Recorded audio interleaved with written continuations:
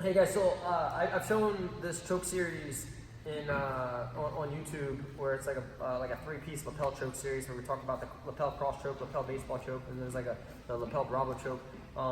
I used it on Lucas today, and Lucas was asking what it was. So I did the same setup, the same submission, different setup. So let me just talk a little bit about this. If you go, side control, pick this way. Spin around. Yeah, there you go. So if you come a little closer in here, what it is with the lapel choke setup, and I'm going to show the setup on how I set everything up, but just to kind of so you have a general idea, so we know what we're talking about. Feeding the lapel, getting the hand underneath. There's a whole series of attacks here. I purposely give my foot so I can keep his hips under control. He turns to his side here, and then here's whenever the arm crosses the center body, this forearm is on one side of the neck. I pin his hand, and then my shoulder here goes on the other side, and I apply my choke, and it creates a Darce type effect. It's a Darce type effect with the gi. I can't Darce anybody to save my life, but I can Brabo the hell out of people. I love that. I love that choke. So the way I set this guy up was, there's a bunch of different ways to set it up, but the way I set it up today with Lucas is I use this one type of side control to control people. And typically Lucas wants to make these wedges and frames. It's really hard for me to really kind of close forward. But in the process of the scramble and the side control, we found ourselves here, where I get this arm pummeled through. There's a bunch of ways to kind of get to this spot, but I really like this type of side control because what this does is with my wedge on his shoulder, he can't really turn towards me very well. I can manipulate his head, and he tries to roll this way and he can't. It's like, yeah, like this arm, it hurts your shoulder.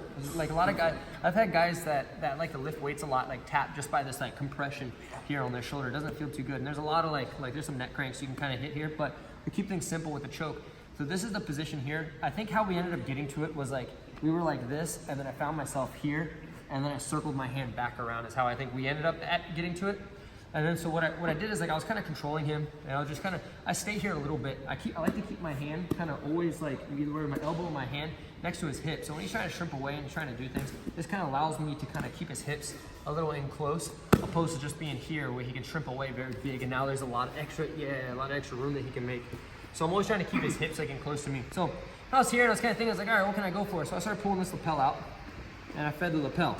So you can kind of see where the choke is starting to get set up. So now I know I've got this really, really tight. You can't really do anything. So I kept this hand, I kind of went a little tight. I swim my hand underneath, and then I fed that hand. So I go palm up as I grab. And I make sure that my wrist bone is right on his neck. Now, to relieve pressure, like I have to keep everything low. To relieve pressure, Lucas, where do you want to go? I think I'm gonna want to go this way. Exactly, yes.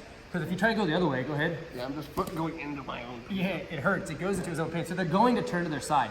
So I let him do that. So he goes to turn. I kind of let him do that, and then I kind of trap him. Now my wrist bone's really nice on your neck. I can't finish the choke here because his way to choke would be to run away like a hitchhiker. So what I do is I give him my foot. This is that trap. So now he can't run away from me. So I keep my foot based. I keep my grips. I stay very low the whole time. I'm using my chin to keep him tight. And at this point now I circle back, come over here at the camera so you see. The way I grab his hand, look, I pin this down, pull your hand back. Really pull back. Yes, good. So I'm trying to hold like this. I'm not very strong here because I got a bent arm. So I turn my arm, I go straight. Get your arm back now. It's really hard. Yeah. And then look, get your arm back now. So like this grip is a whole lot stronger than this grip, right? So me trying to hold this, get your arm back, like I can't stop that. I can use my chest to kind of keep it. So I just went here and like I came over top. I kind of kept the hand down, and then I just placed the shoulder on. My choke is not my chest. Doing the choke though, sometimes you can get it. I'm gonna loosen up. That tightens up that neck. You feel that? Oh yeah. That tightens up the neck. And then my shoulder, think of it like this. I don't want to just match his shoulder. I want to go above it and come back. Okay. So when I have this, I'm coming up, and then I'm sinking down, and I'm just ratcheting everything. So now I keep this foot so you can't hitchhike away. If I take away this foot, run a circle away from me. Oh, this one. Run your legs away. Yeah, keep running a circle. That unravels everything.